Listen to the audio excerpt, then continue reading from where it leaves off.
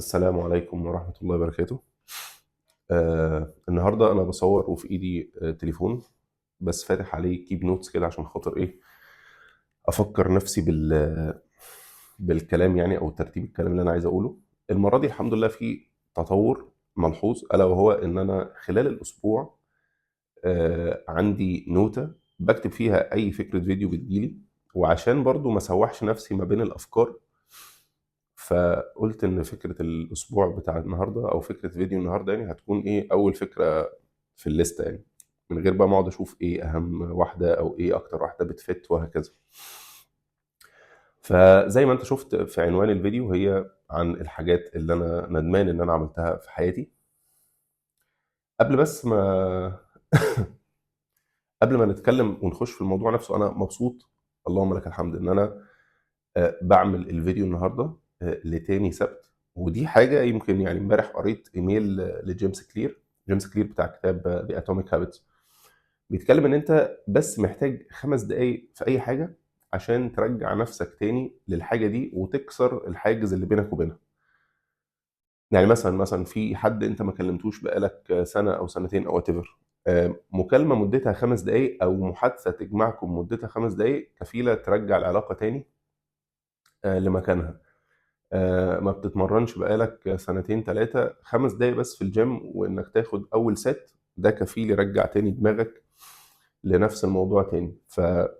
يعني أنا I believe إن ال5 دقايق اللي أنا عملتهم الأسبوع اللي فات، إن أنا أصور وإن أنا أحط نفسي قدام الكاميرا وهكذا، هم رجعوني تاني للايدنتيتي إن أنا طول الأسبوع قاعد بفكر أنا هصور إيه الأسبوع اللي جاي وهكذا، ولا كأني مثلا قاطع بقالي فترة كبيرة. فيعني الحمد لله دي حاجة كويسة.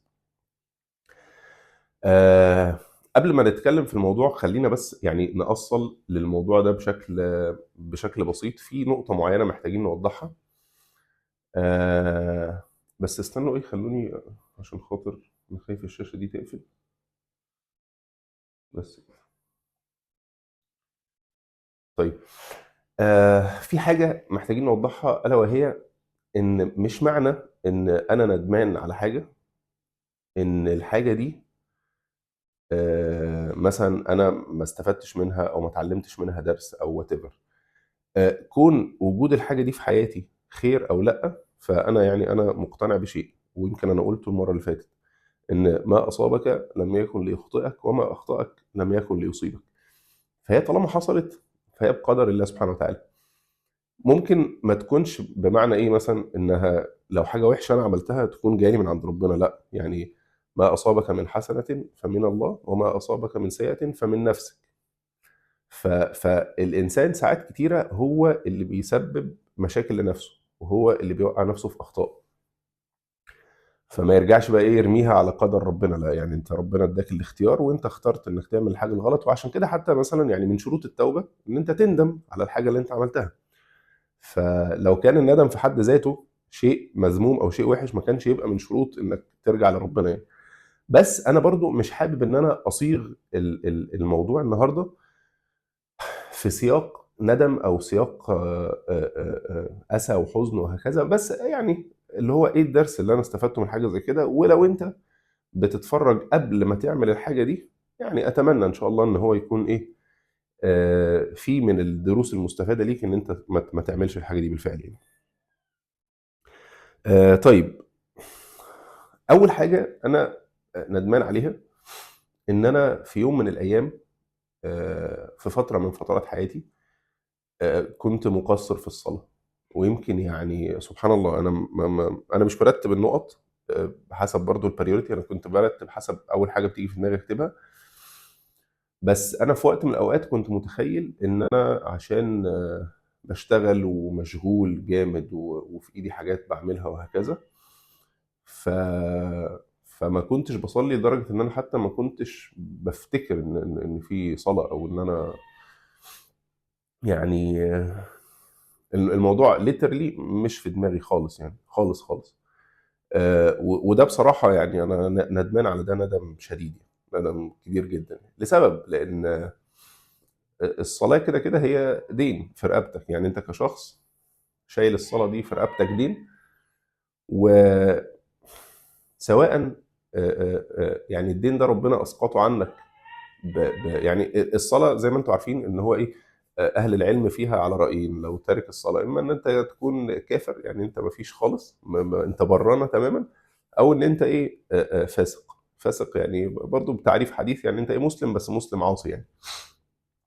فهم فيها على رايين، يعني ان تارك الصلاه لما بيرجع يصلي تاني هو كده كانه دخل تاني الاسلام وهو تاب، والتوبه تجب ما قبلها، فهو مش مطالب بالصلاه اللي فاتته. او ان هو لا، هو مسلم وعاصي وما كانش بيصلي، وهو مطلوب منه يصلي ايه، الفروض كلها. فيعني الراي الارجح باذن الله يا رب، يعني ان شاء الله، ان هو ايه، ان هو اصلا الصلاه تركها مخرج من المله خالص. فان انت ايه، محتاج تتوب لربنا سبحانه وتعالى وترجع ايه، تصلي تاني. ولما ترجع بقى هي مش لعبه، يعني فاهم، هو الموضوع مش لعبه اللي هو ايه، انا هسيب الصلاه يا جماعه، فانا هكفر الشهرين الجايين دول، وان شاء الله لما ابقى ارجع ابقى اخش تاني في الدين وقشطه بقى، ما مش عليا ومش هتحاسب عليها. لا يعني ربنا ما بيتلاعبش يعني. فبرضه انا مش حابب اخوض في التفاصيل الدينيه، يعني انا مش رجل دين ولا داعيه، بس ايه يعني انا بشارك المعلومات اللي انا عارفها يعني. ف فندمي على ده، لان انا متاكد ان الموضوع مش هيعدي بالساهل، يعني يوم ما هيكون في سؤال على الحاجه دي. بس في نفس الوقت الدرس اللي انا استفدته، ويا رب يعني باذن الله ربنا يثبتني عليه طول عمري، ان الصلاه دي حاجه نون نيجوشيبل خالص ونون برينر. وعايز اقول لك يعني مثلا لو انا لسه مخلص حاجه غلط حرام وات ايفر، مهما كانت درجتها في سلم الذنوب والمعاصي وهكذا، وداخل عليك فرض، عايز اقول لك ان انت صح، ان انت هتخلص وتروح تصلي. فمفيش بقى اصلا انا النهارده ايه، انا النهارده في الشيطانه منه، فانا مش، لا خلاص انا اوت، وبكره بقى لما برجع تاني للايدنتيتي النظيفه بتاعتي ابقى اصلي. لا مفيش كده يعني، سبحان الله. هو انت بتواظب على الموضوع ده، ويمكن ده اللي انا يا رب يا رب يعني مقرر ان انا اعمله، ان انا مواظب مهما عملت مهما خليت، هصلي واللي يحصل يحصل، وزي ما تيجي بقى يعني. على الاقل ايه، يبقى في الكتاب بتاعك وكتاب اعمالك كده كان في حاجه غلط دلوقتي، بس وراها تعرف ترد، يعني فاهم، لما تيجي تتساءل عن اعمالك والكتاب بتاعك وهكذا، فانت في حاجه غلط بس في وراها حاجه ايه، تعرف تقول بيها انا اسف، يعني فاهم. ده بالبلدي انا بصراحه بتخيلها كده، يعني حتى بعد ما بتعمل حاجه بستغفر ربنا وهتبقى حاجه اتحطت في الكتاب زي ما دي اتحطت، دي كمان تتحط جنبها اهو، نلاقي حاجه نقولها يعني. فدي يعتبر ايه، اول حاجه من الحاجات اللي انا ايه، ندمان عليها. طيب تاني حاجه، برضو خلي بالكم انا مش محضر تفاصيل الكلام اللي هقوله جوه كل نقطه، يعني انا كتبت النقط بس مش محضر ايه انا عايز اقول ايه جوه كل نقطه يعني. فانا بقول لكم اللي بيجي في بالي يعني، فرانكلي جدا يعني. تاني حاجه عندي في، يعني عندي معاها مشكله، موضوع ان انا كنت برضو في يوم من الايام، يمكن ده برضو في نفس فتره التقصير في الصلاه وكده، ان انا كنت بدي الشغل اكبر من حجمه في حياتي. بمعنى ان انا كان ممكن يجي عليا وقت اشتغل مثلا بال 12 وال 14 ساعه وهكذا، وده ما كانش بيكون عشان فلوس زياده خالص، يعني ده كان بيكون عشان ايه، عشان انا عايز اعمل كده، انا عايز اشتغل اكتر، وعايز اتعلم، وعايز اتطور، يعني عايز اكبر في الحاجه اللي بعملها. ليه ندمان على ده؟ طبعا يعني ممكن يكون ده في ظاهره دلوقتي ان هو خير ليا، يعني اللهم لك الحمد، مثلا انا دلوقتي لو انا شايف ان انا بعمل حاجه كويس، ففور شور ان ده بفضل ربنا، ويعني بتوفيق ربنا ليا ان انا اتعب قبل كده عشان خاطر دلوقتي يبقى ايه، عندي خطوات انا ماشي بيها قدام شويه. بس ان الشغل ياخد اكبر من حجمه في حياتك، دي مش حاجه كويسه، لان طبعا ده بقى ساعتها هيأثر تأثير سلبي على علاقتك بأهلك، علاقتك بولادك لو أنت متجوز ومخلف، علاقتك بأصدقائك، علاقتك بنفسك أنت شخصيا، إن أنت تاخد وقت بينك وبين نفسك وهكذا. و... يعني الحاجة اللي اكتشفتها إنه فعلا، يعني في مرة سمعت الكلمة دي لحد، يعني قال لك إن أنت وأنت بتموت، أنت عمرك ما هتيجي مثلا تقول إيه، انا ندمان ان انا ما اشتغلتش على البروجكت الفلاني ساعه زياده او ساعتين زياده. عمرك ما هتقول كده يعني. ولا عمرك وانت بتسيب شغل عموما يعني، سواء بتسيبه هو مشروع وفشل معاك، او فول تايم جوب وانت بتسيبها، او وات ايفر يعني، عمرك ما هتبقى ندمان اللي هو ايه لا انا كان ممكن اديها اكتر وما اديتهاش. نادرا يعني، او انا ما تعرضتش للموضوع ده في حياتي. بس اللي فعلا بيتندم عليه هو الناس اللي انت ما بتقضيش معاهم وقت كفايه، التراكم التاثير النفسي عليك لو انت برضه ما بتقعدش مع نفسك وقت كفايه، لو انت ما بترفهش عن نفسك وبتدخل بيها في حاله بيرن اوت، او علاقتك بربنا برضه زي ما كنا بنقول، لان احيانا كتير معلش انا مصور تعبان بقى فاستحملوني. احيانا كتير الانشغال ده بيأثر على كل نواحي حياتك بما فيها علاقتك بربنا، ان انت بتبقى علاقه جافه شويه. يعني انت مثلا ممكن تعمل منها البير مينيمم، اللي هو ايه، تصلي وانتهينا. فما يبقاش فيه الحاجات اللي ممكن ترفعك في سلم الايمان اكتر واكتر، مثلا زي انت مثلا تتعرض لدرس تسمعه، وتتعرض لشيخ كويس تصلي وراه، تتاثر بصوته، تسمع قران انت عموما تتاثر بايه بتاع، ما بتبقاش عندك الوقت لده. لان انت دايما بتتحول لشخص مادي اكتر منك شخص روحاني بقى. انت اللي هو ايه، هي دي بتجيب فلوس اه هعملها، هي دي ما بتجيبش انا مش هعملها، فاهم؟ فبيقلب معاك الموضوع لكده يعني. وبيأثر عليك موضوع الكارير اكتر من اللازم، فبتبقى شخص يعني مش افضل شيء يعني. طبعا يعني انا عايز اقول لك ان انا دلوقتي في مرحله علاج من الموضوع ده. يعني انا ايه، انا قعدت فيه فتره، ويمكن انا دلوقتي بعيش منه نسبه من النسب يعني. بس يعني ازعم ان انا ايه، بحاول اتعافى منه بشكل ما يعني، الحمد لله. طيب تاني نقطه، النقطه دي برضو بقى ايه مزعلاني جامد، يعني بتزعلني كل ما بفتكرها بصراحه. لما كنا في الكليه، طبعا انا دخلت الكليه يعني الحمد لله، كنت طالع من ثانويه عامه جايب 99 و3 من عشرة، وطالع مرتب على الجمهوريه وبتاع. وكانت دي حاجه انا ما بعملهاش عاده في حياتي، يعني ان انا اركز نفس التركيز اللي ركزته في ثانويه عامه ده، دي حاجه ما كانتش دايما يعني. كنتش متعود على كده يعني، اللي هو مش من اولى ابتدائي بطلع الاول على المدرسه، مفيش الكلام ده. آه، فلما دخلت الكليه، قعدت اول شهرين في الكليه ولا حاجه، كنت دايس بنزين بشكل مرعب، يعني لدرجه ان مثلا الدفعه يعني كان المحاضرات بتاعتي اللي انا ببيضها كانت بتنزل تتباع في مكاتب، وناس بتشتريها وتذاكر منها، وكانت المكاتب بتتنافس مين اللي هيشتري المحاضرات بتاعت ادريس وهكذا. فكان الموضوع واخد مني تركيز وشوط رهيب يعني، لو كنت استمريت عليه. بس يعني مش عايزين نفتح باب لو دي مش حلوه خالص. آه، بس اللي مضايقني ايه بقى، اللي مضايقني ان انا كنت ساذج زياده عن اللزوم. بمعنى ان مثلا ممكن اقعد مع ناس اصدقاء او زملاء في الكليه، فنتكلم مع بعض عن الكليه، فهم يقولوا ايه عن ماده معينه او وات ايفر، ان الماده دي صعبه، او مذاكرتها مستحيله او وات ايفر يعني. فانا كنت اخد الكلام ده واخده بقى ايه من منطلق اللي هو ايه، هي فعلا صعبه وملهاش حل وما ينفعش تتذاكر، والدكتور ما بيعرفش يشرح، وملهاش محاضرات مثلا، وملهاش مذكرات معيد نذاكر منها، فخلاص بقى قشطه يعني. لو الناس دي قالت انها صعبه، باشا انتهى يعني، هضيع وقتي ليه انا؟ وتتصدم في الاخر ان الناس دي بتنجح بتجيب سكور يعني في الماده دي وبتاع. طب ايه يا جدعان، في ايه اللي بيحصل؟ قعدت انا بقى ايه فتره من حياتي ساذج في الموضوع ده يعني، ومشيت مع موجه الناس اللي بتقول ان الكليه صعبه. يا جماعه هندسه، لا هندسه صعبه، ما ده انت تجيب مقبول بالعافيه، ده انت تعمل مش عارف ايه، ده انت تجيب جيد بالعافيه، تخلي تسوي. في حين ان انا يعني انا عارف ان بفضل الله ممكن يكون في ناس طبيعي، في ناس اذكى مني عادي، بس الى ان يثبت ده يعني، لحد ما ياخدونا كلنا كده يعملوا لنا بقى اختبار عقلي، انه يقول لك فلان اذكى من فلان، وعلان اذكى من مش عارف ترتان، خلاص ساعتها نقول ماشي يعني.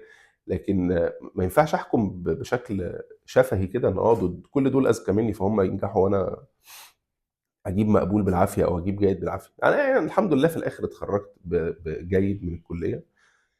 آه، بس انا شايف ان انا ما اخدتش من فتره الكليه الاستفاده اللي كان المفروض اخدها، او اللي كنت اقدر اطلع بيها منها بسبب ايه؟ بسبب تقصير مني واضح جدا، ومشيت ورا موجة ان مواد معينة ملهاش لازمة، مواد معينة صعبة، مواد معينة ابصر ايه.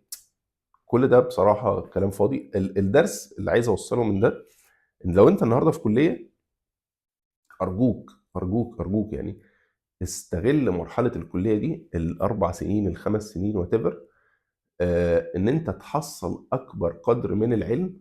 لان فعلا والله الموضوع مهم جدا، والموضوع بيفرق جدا معاك، حتى ان انت قدام لما بتخش في دوامه الشغل بيبقى تحصيلك والوقت المتاح ليك ان انت تحصل علم مش نفس الوقت اللي انت بتبقى واخده كليفرج وانت طالب. يعني انت المفروض وانت طالب وظيفتك ان انت طالب، فلما تيجي تقول لحد انا قاعد بذاكر ما حدش عنده مشكله معاك. لكن لو انت قاعد بتشتغل وحاطط مثلا لنفسك ساعه مذاكره، سواء في جوه شغلك او بالليل او وات ايفر، هتبقى بتاخدها من وقت حاجه تانية، اما بتاخدها من وقت الشغل او بتاخدها من وقت اهلك. فده اللي مش هيكون ايه بيتقابل بشكل كويس من المجتمع يعني. فكمان النهارده مع وجود التطور الرهيب، انا ما كانش عندنا، يعني انا اول سنه في الكليه ما كانش عندي نت في البيت اصلا. مش عظمه كبيره قوي كده، بس مش عارف يعني، خير يعني الحمد لله. 2016 اول سنه في الكليه انا ما كانش عندي انترنت في البيت.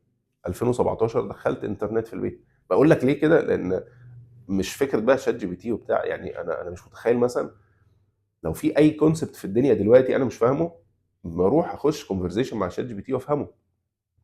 انا ما كانش عندي الرفاهيه دي وقتها. وطبعا بقى التكاسل بتاع ان انا مش هروح اقعد اتكلم بقى مع الدكتور في الاوفيس اورز او مع المعيد او يعني مش كل الناس بتعمل كده يعني. فالنهارده انت معاك ليفرج رهيبه، فكره الاي اي وبتاع، يا نهار ابيض يعني موضوع مرعب يعني. جوجل منزله تولز يقول لك انت تديله الكتاب يروح هو مرجع لك الكتاب ب ب بيرسوناليزد عليك انت. يعني مثلا انا راجل مهتم بلعبه الشطرنج والاستراتيجي وبتاع، هو هيحول لي المنهج بتاعي يخليه بيادق وفيل وطوابي وبتاع. فانت بتتكلم في حاجه يعني بصراحه مرعبه يعني. نسيت بصراحه اسم التول دي ايه، بس يعني هتلاقوها في جوجل استوديو، يعني موجوده في ضمن التولز، هتوصلوا لها بسهوله.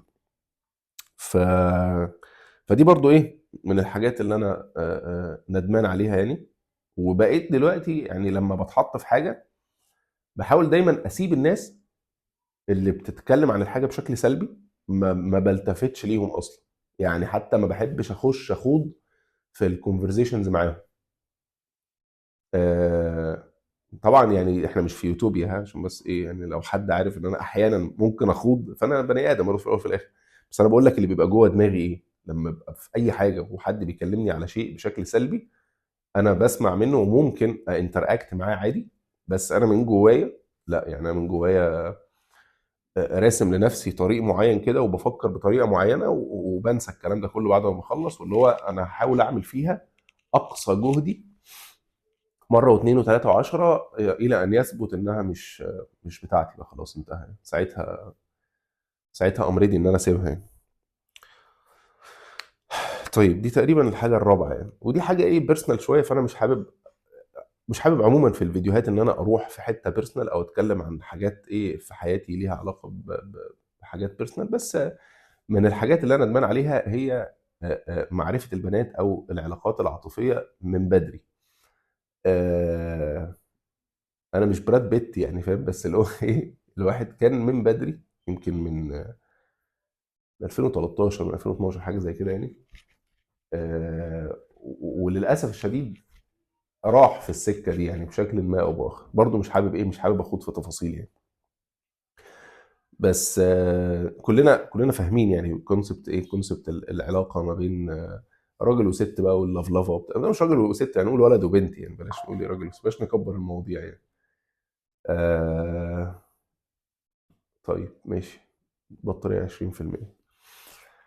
ف فالموضوع ده بصراحة شديدة يعني، هو لما وصلت لمرحلة النضج، طبعا انا وقتها اللي كان يكلمني ولا يقول لي انت بتضيع وقتك او كده، كنت بشوف ان ده انت متخلف مش فاهم حاجة انت يعني. آه انت مش حاسس المشاعر الجياشة اللي انا حاسسها يعني. بس للاسف الشديد ان الناس دي طلع معاها حق يعني. وعرفت ده امتى؟ يعني عرفت ده النهارده، انا الحمد لله اتجوزت وخلفت كمان يعني. متجوز بقالي حوالي 4 سنين او 3 سنين. آه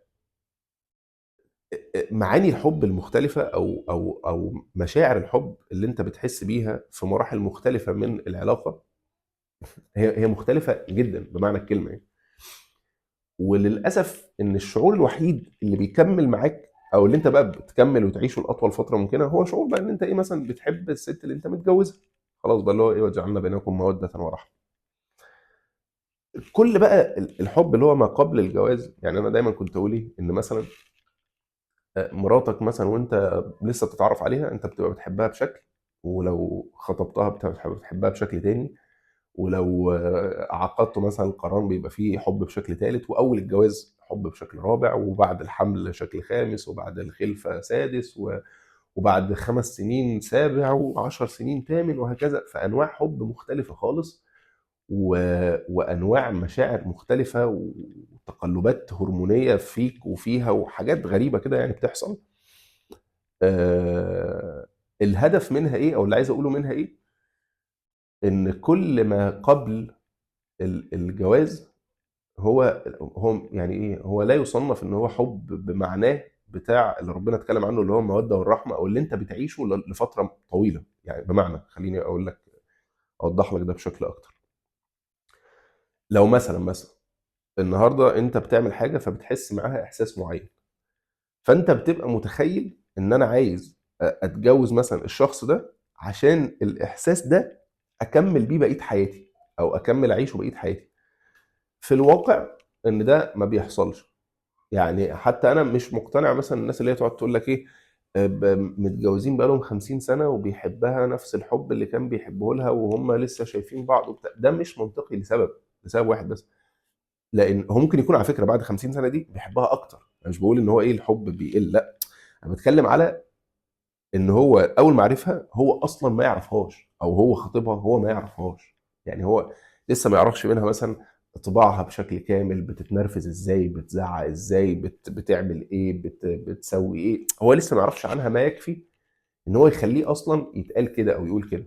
فزي ما باقول لك اللي هو ممكن فعلًا يكون حُبّه ليها أو حُبّها ليه زاد بعد الفترة الطويلة دي، بس كده هو مش هيبقى نفس الإحساس اللي هو كان بيحسّه وهو خاطب أو وهو في أول العلاقة يعني.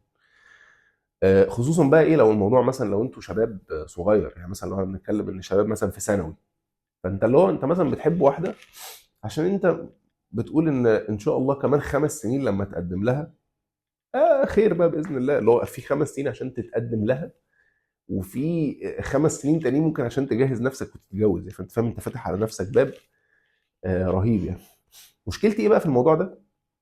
مشكلتي إن الموضوع ده بيستهلك طاقة غير طبيعية. يعني طاقة بقى اللي هي إيه، طاقة مشاعر وطاقة تفكير وطاقة تركيز وهكذا. في العصر اللي إحنا عايشين فيه ده، أكاد أجزم إن الحاجة اللي هتكعبلك في حياتك وهتمنعك من إن أنت تتطور وإن أنت تكون إنسان عنده مثلًا مسار مهني معين، قادر يجيب منه فلوس، قادر يطلّع منه حاجة كويسة لنفسه، قادر يبني نفسه فعلًا بشكل كويس. دي من أكتر الحاجات اللي ممكن تكعبلك في حياتك. طبعًا يعني رجاءً اتفقت، اختلفت، قدّر اللي أنا باقوله ده وجهة نظر، ويا سيدي to be validated. يعني لو أنت مش متّفق مع كلامي ارميه في البحر عادي. وكمان 10 سنين كده والّا حاجة بإذن الله، ابقى افتكرني وابقى قيّم الموضوع وقُل إيه، لأ ده إدريس ده كان تعبان في دماغه، وأقول والله إيه يمكن الراجل ده كان عنده وجهة نظر وكان معاه حق يعني. ف فبصراحة الدرس المستفاد من النقطة دي إيه، لو أنا النهارده عندي 10، 15 سنة مثلًا، مش 10 سنين، مش حدش بيحب والله بلاش نخوض في تفاصيل. لو أنا النهارده عندي صغير في السن وبافكر إن أنا أدخل مثلًا في علاقة أو أروح لبنت معينة أعترف لها إن أنا معجب بيها أو whatever وبتاع، فيعني للأسف الشديد ده ضرب من ضروب السفاهة والتفاهة يعني للأسف الشديد. أنا مش باقول لك أنت كده، يعني أنا عملت كده. أنا باكلم إدريس الصغير، إدريس الصغنن، باقول له إن أنت يا اسطى أنت كنت تافه يا اسطى، بجد والله. أنت كنت تعبان. وخلّي بالك يعني الموضوع ده بيستمر كمان على كَبَر يعني. أنت ممكن تبقى أنت شخص مثلًا اللي هو إيه عادي يعني بت بت بت بتحب تحنكش يعني. آآ ويعني كلنا فاهمين يعني ما معنى الحنكشة.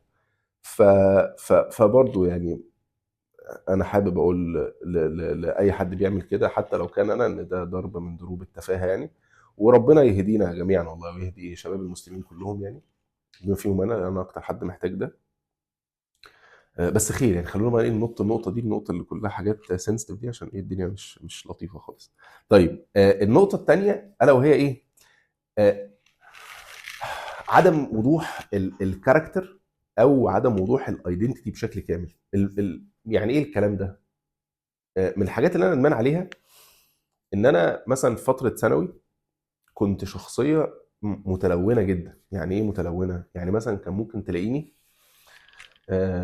في المدرسه احنا عاملين جروب اسمه المحفلاتيه، والمحفلاتيه ده جروب مثلا بيستلم كل اسبوع، بيستلم شخص ويطلعه مسرح. كنت بقى ايه لسه عيال، مثلا كنت لسه شاري لابتوب جديد من غير انترنت برضه، خلي بالك يعني، شاري لابتوب معايا بس عليه فوتوشوب وبلوش بقى بالفوتوشوب يعني. ف ومعانا من صحابنا ناس بتعرف تعمل مونتاج وايديتنج وكده، وانا الراجل بقى ديزاينر. وطبعا يعني ان انت تبقى في 2013 و2014 وبتعرف تعمل الحاجات دي، ده كانت حاجه وقتها طفره يعني. فيلا بينا ازاي يا جماعه نستغل ده؟ يلا بينا نستغله في الشر يعني. الحمد لله ايه ربنا يعني، مش ربنا يعني، الحمد لله احنا كانت ايه نفوسنا مش افضل حاجه، فاتجهنا للشر يعني. وبدانا بقى ايه، كل شهر هنعمل كل اسبوع هنعمل حفله على واحد من المدرسه، على واحد من صحابنا. ده يعني ده يمكن كان بدايه شراره تعريف التنمر. التنمر بدا من هنا. ف ويعني ب... الموضوع كان بشكل بشع يعني، شكل وحش، شكل فيه قله ادب يعني. وده يعني مش حاجه كويسه خالص بصراحه. ربنا يا رب يسامحنا يعني اللي كنا بنعمل كده. بس عملنا ده وصيتنا بقى، صيتنا ذاع جامد في المدرسه بقى. ما انت بتعمل حاجه يو ار ديفرنت يعني، انت يونيك قوي يعني، انت بتعمل حاجه جديده ما حدش بيعملها خالص في الدنيا يعني.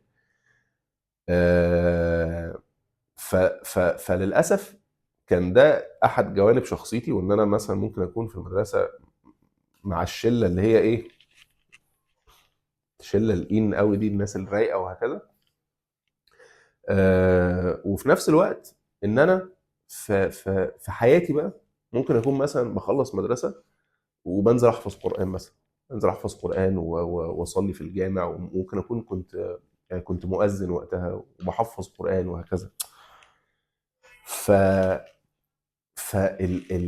الخلل في الايدنتيتي ده، ده بصراحه كان مشكله كبيره يعني. مشكله كبيره ليه؟ لان انت ما بتبقاش عارف انت مين يعني. انت مثلا انت بالليل شخص والصبح شخص، انت في الدرس شخص وبره الدرس شخص. انا كنت مفكر وقتها ان دي شطاره يعني. وقتها كنت مفكر ان انا شاطر، ان انا بعرف ادابت هنا وهنا. بصراحه انا لحد دلوقتي ما اعرفش دي شطاره ولا لا يعني. انا حاسس الموضوع بقى مور انتو ثيرابي سيشن دلوقتي، مش عارف ليه. بس يعني انا مش عارف برضو هل دي كانت وقتها حاجه كويسه ولا لا. بس اللي انا كنت عارفه، او اللي انا دلوقتي عارفه، ان ده غلط. ليه بقى غلط؟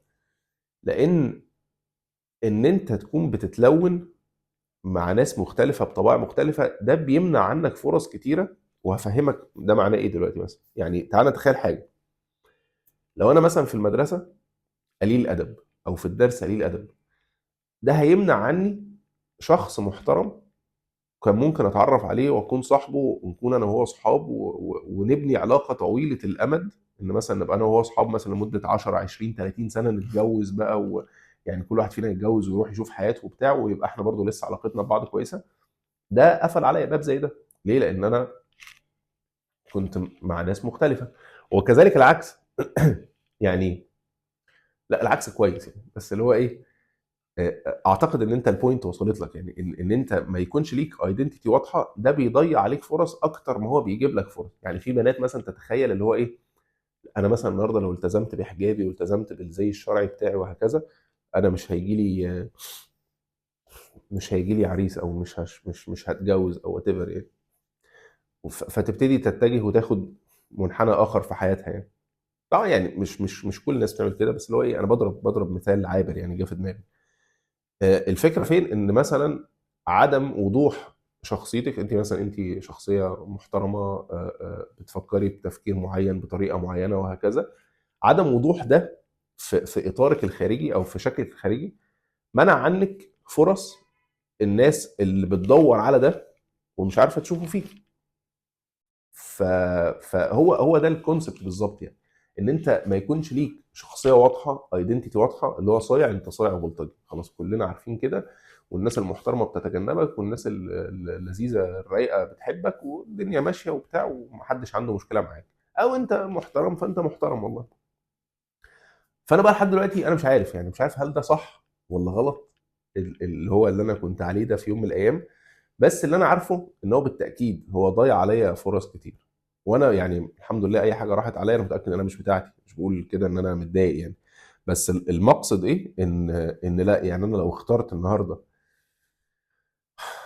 مع اني على فكره ممكن اكون دلوقتي بعمل نفس الغلطه بس بنسبه اقل شويه، بحاول يعني اقللها. بس كل يوم لما بختار ما بين ان انا اكون مخلط واكون على كل لون كده، او ان انا اكون واضح وفي سكه معينه، لا بختار ان انا اشفت ناحيه السكه المعينه دي ولو 1%. يعني لو هصلح نفسي تجاه ده 1%، لا انا هروح هناك احسن. طيب. من الحاجات برضو اللي انا ندمان عليها برضو، في دي مش هنجو بيرسونال خالص يعني، هي ان انا في يوم من الايام آه كنت بحب قوي سكيل التجسس دي. سكيل ان انت تعرف ما وراء الجدران بتاعت الناس. آه ودي يمكن اكتر حاجه مؤذيه انت ممكن تعملها في حق نفسك. يعني ان انت تعرف فلان الفلاني ده بيقول عليك ايه في ظهرك، او تعرف فلانه الفلانيه دي بتعمل ايه من وراك، او بتعمل ايه في وقت فراغها، او بتكلم صحابها تقول لهم ايه، او whatever. دي اسوأ حاجه او اسرع طريق انت ممكن تدمر بيه نفسك. وده ليه؟ ده لاننا كلنا بشر، يعني الحمد لله احنا كلنا بني ادمين، وكلنا عندنا من العيوب ما يكفي ان احنا نكون بنغلط وبنعمل حاجات غلط وهكذا. فان انت تنتهك ستر الناس، وان انت تعمل ده بدافع الحب مثلا، وصل دي مراتي، وصل ده صاحبي الانتيم وانا محتاج افهم هو بيحبني فعلا وبيعزني فعلا وكل الكلام ده. يعني احنا عندنا قاعدة كده بتقول لك ايه: اذا شككت فلا تحقق. بمعنى يعني مش كل الناس ممكن تتفق مع حاجة زي كده، بس هي الفكرة فين؟ الفكرة ان يعني مثلا ربنا سبحانه وتعالى في في سورة في سورة النور، اللي هو ايه، ان انت تروح تجيب 4 شهداء. يعني لو انت دخلت مثلا شفت زوجتك في وضع مخل او تيفر، يعني ربنا اعاذنا الله واياكم، فانت محتاج تستشهد 4 شهداء. ويعني مين ممكن يجيب 4 شهداء النهارده رجاله؟ عشان تجيب 4 شهداء من هتروح بقى تلم الجيران وتروح تنادي على الناس وبتاع. الموضوع فيه نوع درجه من درجات الصعوبه، ان هو ايه، الموضوع متصعب عليك شويه، لانه في تحفيز على ان الموضوع يتلم. يعني مش يتلم اللي هو يعدي، مش ده مش المقصد خالص. يتلم اللي هو معناه ان ايه، مثلا تتصرف، اشوف انت هتعمل ايه اللي انت هتعمله، يعني هتقتل، هتعمل اللي تعمله، كل واحد بقى ايه واللي دماغه تجيبه فيه. بس الفكره آه فامسكوهن في البيوت حتى يتوفاهن الموت، او يجعل الله لهن سبيلا. فبرضو انا مش حابب اخوض في تفاصيل دينيه، فانا مش عايز الموضوع يسحب مني هناك. بس المقصد ان انت ربنا سبحانه وتعالى بيوجهك اكتر ناحيه الستر، ما بيوجهش الناس ناحيه الفضيحه. لان النتيجه النهائيه من الفضيحه مش هي اللي هترضيك ولا اللي هترضي اي حد. يعني اخذ الحق مش في فكره ان انا هفضح على الملأ فضيحه علنيه رهيبه وتفر بتاع. دي مش حلول. ده ممكن يكون شعور طالع بدافع الغضب، ان انت غضبان فانت عايز تعمل الحاجه دي، فده ماشي، ده حاجه تانية. لكن ان انت بقى تروح وتتفزلك وتتتبع عورات الناس وتتتبع اسرار الناس وتمشي وراهم وتعرف كل حد بيقول عليك ايه وبيعمل ايه من وراك وهكذا، اولا دي ولا هي من صفات الرجال، ولا هي من الحاجات اللي الدين بيشجع عليها. ربنا سبحانه وتعالى بيقول: ولا تجسسوا. ولو كان في تجسسك ده خير ليك ان انت تعرف الحاجات دي، ما كانش ربنا منعك عن التجسس ده. كان ربنا قال لك: لا يا عم، خليك راجل وروح ودور واعرف كل حاجه وشوف الناس دي بتعمل ايه من ورا ظهرك وبتاع. لكن لا، كل واحد فينا ليه صحيفته، كل واحد فينا ليه رصيده من الستر، وكلنا بنعمل بلاوي سود. ف فبرضه مش عارف انا ليه الحاجات بتسحب مني في مناطق شائكه كده، مش عارف بصراحه، بس يعني ما بحبش المناطق الشائكه، ما بحبش الخناق والعراك والمجادلات اللي على الانترنت دي. يا رب ما حد يوصل. كويس الفيديو ده طويل يعني، ان شاء الله اللي هيشوفه الشخص اللي مركز قوي يعني. فيعني الدرس المستفاد ايه من الاخر؟ ان انت خليك في حالك يا اسطى، يعني خليك في حالك ومالكش دعوه بحد، يعني الى ان تظهر قدامك المشكله عيانا بيانا. زي مثلا الناس اللي احنا بنشوفهم ربنا بيفضحهم في رمضان كده، الراجل اللي كان بيقول للبنات تعالوا نغير العالم وبتاع، والحاجات اللي زي كده يعني. هي دي الحاجات اللي انت ايه، خلاص بقى دي بقت رصيد الستر خلص، فاهم؟ دي اللي هو بيقولوا عليها كده. فدي اللي بقى خلاص يعني انتهى الموضوع، بقى واضح وضوح الشمس يعني. لكن طول ما انت ما شفتش بعينك، وطول ما انت ما فيش حاجه، ما تفركش يعني، تفركش وما تقللش من نفسك يعني. طيب، الحاجه اللي جايه هي ايه؟ هي ان انا في حاجات كتيره في حياتي كنت بستنى اللحظه المناسبه، ودي من الحاجات اللي انا ندمان عليها. بستنى اللحظه المناسبه. هو احنا وصلنا قد ايه دلوقتي في الفيديو؟ واو، 36 دقيقه، ده فيلم قصير ده مش فيديو. اوكي. بستنى اللحظه المناسبه بمعنى ان انا بشوف مثلا ان لا، انا مش مهيأ دلوقتي بشكل كافي. وان انا لا، هستنى الوقت المناسب اكتر عشان ابدا، وعشان خاطر ايه، اعمل يعني، اخش البروجكت ده في حياتي، او اعمل المشروع ده في حياتي، او اخد الخطوه دي في حياتي، او whatever. وبيني وبينك يعني ده من التسويف اللي مش كويس يعني، الا اذا ان انت تكون حاسب حساباتك بشكل كامل يعني. يعني مش بقول ان ده ضد دراسه الجدوى، وان انت تكون عارف انت بتاخد خطوات عامله ازاي، لكن فكره التأجيل دي بصراحه من أسوأ الحاجات. ويمكن انا شفت ده في نفسي، مثلا ان انا قعدت سنه مأجل فكره ان انا ارجع تاني للسوفت وير اندستري من خلال الادوات الاي اي وهكذا، وارجع اذاكر تاني. قعدت سنه مأجل الموضوع ده. بحكم ايه؟ بحكم ان انا لا، الوقت مش مناسب وهكذا. قعدت وقت كبير موقف كونتنت ومأجل كونتنت. بحكم ايه؟ بحكم انه لا، لسه بدري، ولسه ده مش انسب وقت، وممكن اكون اعمل حاجات تانية في حياتي اهم دلوقتي. موضوع التمرين واهتمامك بصحتك واهتمامك بالرياضه، انا مش افضل حد فيه وبمشي على سطر وبسيب سطر. بس دايما ان انت بتتخيل وبيلهيك الامد، وبيلهيك الدنيا وهكذا، وبتتخيل ان لسه في من الوقت ما يكفي ان انت تعمل الحاجات اللي فاتتك، فانت مستني اللحظه المناسبه. للاسف الشديد ده مش هيحصل خالص يعني. فلو انت في حاجه عارف ان حياتك هتنصلح بوجودها، ارجوك خد الخطوه وروح اعملها. وهتلاقي ان الحياه بتتشكل بناء على الحاجه الجديده اللي انت بتقرر تعملها. بصوا بقى، يعني انا ما هقلب دي بودكاست بقى. يعني الفيديو ده ايه، هو هيفت اكتر ان هو بودكاست يعني. عايز بقى يشوفه كفيديو يشوفه يعني، بس هو مش فيديو قصير خالص يعني. آه فيعني ايه، دي كده النقطه بتاعت انتظار اللحظه المناسبه. حاجه من الحاجات اللي انا ندمان عليها هي ان انا ما كنتش، دي الحاجه الثامنه تقريبا، ان انا ما كنتش بعرف اقول لا. ولحد دلوقتي على فكره في حاجات كتيره ما بعرفش اقول عليها لا، وده عامل لي مشكله في حياتي في حاجات كتير. بس هضرب لك مثلا مثال وانت ايه تقدر تبني عليه. ان مثلا ممكن اكون انا عندي شغل فول تايم بتاعي، وعندي بروجكت شغال عليها وماسكها وهكذا، ويجي يدخل لي مثلا بروجكت جديد. فعشان انا مش عايز اقول للشخص لا انا اسف انا مش فاضي، لا انا مش هعرف اخدمك، انا وات ايفر، اقول له تمام ماشي واقبل البروجكت. وفي الاخر ده ينقلب عليا ب... بان انا ما خلصتوش الحاجه اللي هو المفروض عايزها. فده يودينا لمشكله اكبر مع بعض، الا وهي ايه؟ ان هو دلوقتي بقى زعلان مني ان انا ما خلصتلوش البروجكت، وبقى زعلان مني ان انا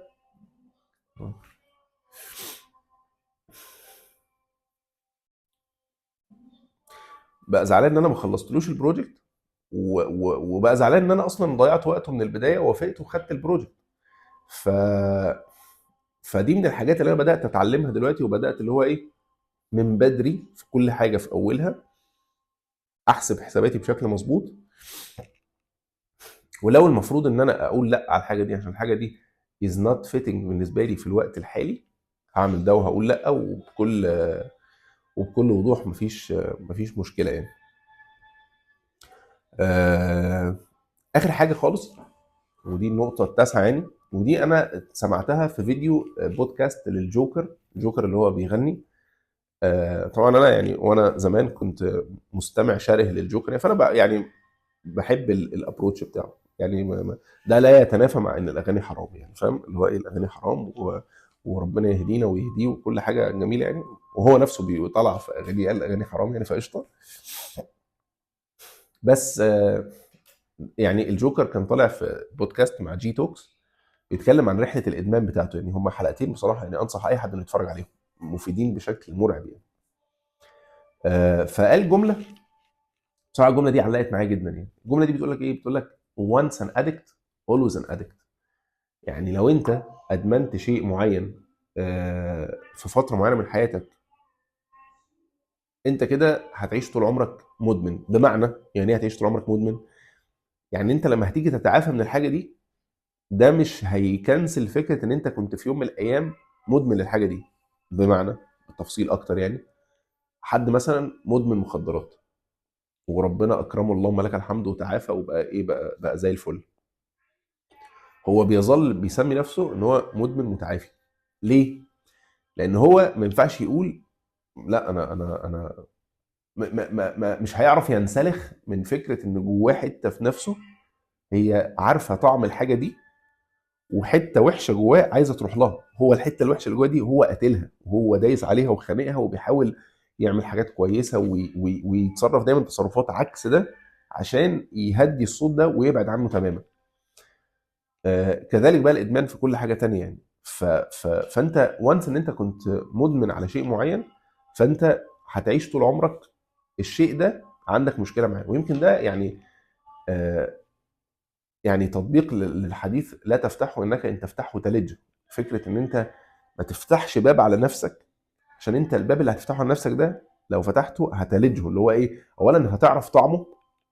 خلي بالك الموضوع بقى مش بس مثلا ادمان مخدرات وبتاع، لا يعني عاداتك اللي مش كويسه اللي انت بتعملها، مخدرات، بنات، آه، هزار فيه، غيبه ونميمه وشتيمه وحاجات زي كده.